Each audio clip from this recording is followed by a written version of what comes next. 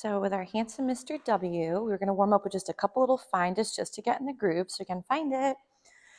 So again, the benefit of this exercise, yes, is it can start to help your puppy reorient to you from the environment when more distractions might arise down the road. Two find it's are a great way to redirect your puppy away from something as well.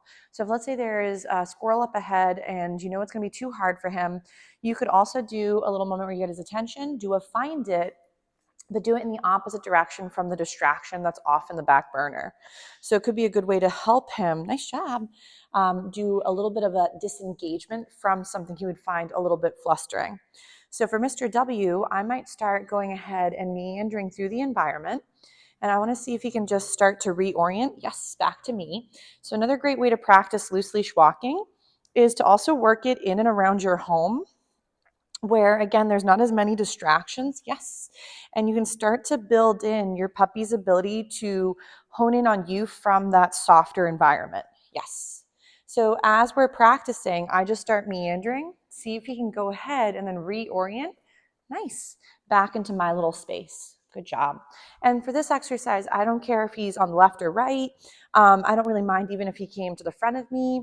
The main goal is that we're getting this, he's like, something good in the air, is we're getting this nice reorientation from the environment, from the distractions, different things back to the handler.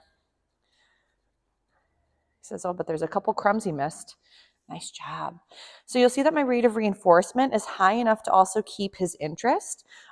If, for example, I was going so long between intervals, he may find that the work is way too hard for the amount of payment he's getting from his paycheck. Yes. So again, right now I'm still just feeding every few feet if we're working a little bit more with this loose leash walking. Nice job. Smart boy. If I ever do start to lose him, you could always try a little bit with name recognition, but part of this game is allowing your puppy to almost get a little bit lost and then bounce back from that.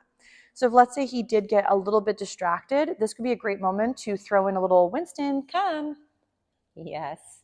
So that way you can kind of bounce back and forth between a couple different skills to keep it a little bit more enjoyable from his end too, so it's not so stagnant. And of course he's like, I already went outside, but maybe again. Ready, Winston, come. Nice. So I know we discussed also play and how play could be a great way to redirect him.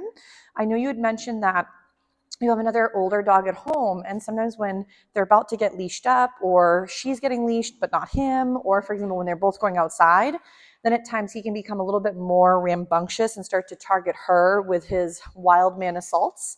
I would recommend to sometimes, when practicing, get gear to equal more relaxation than jazzed and sort of lose your marbles. So if, let's say, picking up the gear gets him to lose his capacity for thinking and kind of checking back in, you could also make it where if, let's say, for example, there's an ant, it's okay, there are no worries. Okay, let's see. I got to go help her. She says there's an ant that's bugging her. And then we'll come right back to Mr. W in just 1 second with some more of these practice moments.